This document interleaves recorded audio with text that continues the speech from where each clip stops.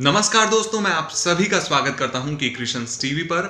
और आज मैं आप सभी के लिए एक बेहद खूबसूरत रचना लेकर आया हूं, कान की आत्मकथा।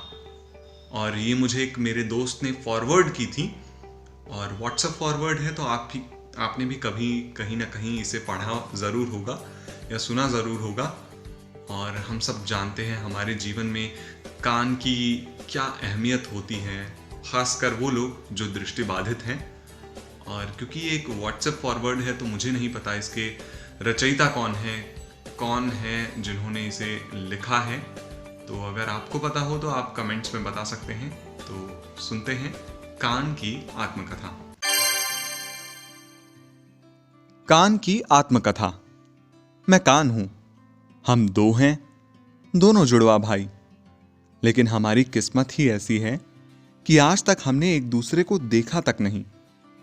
पता नहीं कौन से श्राप के कारण हमें विपरीत दिशा में चिपकाकर भेजा गया है। दुख सिर्फ इतना नहीं है, हमें जिम्मेदारी सिर्फ सुनने की मिली है। गालियां हो या तालियां, अच्छा हो या बुरा, सब हम ही सुनते हैं। धीरे धीरे हमें खूंटी समझा जाने लगा, चश्मे का बोझ डाला गया, फ्रेम की डंडी को हम पर फंसाया गया। ये दर्द सहा हमने। क्यों भाई? चश्मे का मामला आंखों का है तो हमें बीच में घसीटने का मतलब क्या है? हम बोलते नहीं तो क्या हुआ, सुनते तो हैं ना। हर जगह बोलने वाले ही क्यों आगे रहते हैं? बचपन में पढ़ाई में किसी का दिमाग काम ना करे तो मास्टर जी हमें ही मरोड़ते हैं। जवान हुए तो आदमी औरतें सबने सुंदर लौंग, बालियां, झुमके आदि बनवाकर हम पर ही लटकाए।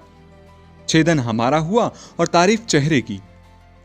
और तो और श्रृंगार देखो, आंखों के लिए काजल, मुंह के लिए क्रीमें, होठों के लिए लिपस्टिक। हमने आज तक कुछ मांगा हो तो बताओ। कभी किसी कवि ने, शायर ने कान की कोई तारीफ की हो तो बताओ। इनकी नजर में आंख, होठ, गाल यही सब कुछ है। हम तो जैसे किसी मृत्यु भोज की बची कुची दो पूड़ियां हैं, जिसे उठाकर चेहरे के साइड में चिपका दिया गया बस। और तो और कई बार बालों के चक्कर में हम पर भी कट लगते हैं। हमें डेटॉल लगाकर पुचकार दिया जाता है। बातें बहुत सी हैं, किससे कहें। कहते हैं दर्द बांटने से मन हल्का हो जाता है।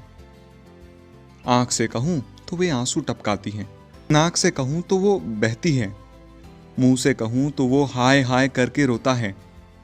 और बताऊं, पंडित जी का जनेऊ, टेलर मास्टर की पेंसिल, मिस्त्री की बची हुई गुटके की पुड़िया, मोबाइल का एयरफोन, सब हम ही संभालते हैं।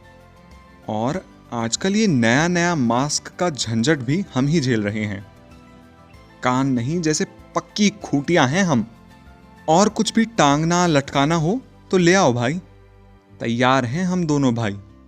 थोड़ा थोड़ा हंसते रहिए, हमेशा स्वस्थ रहिए।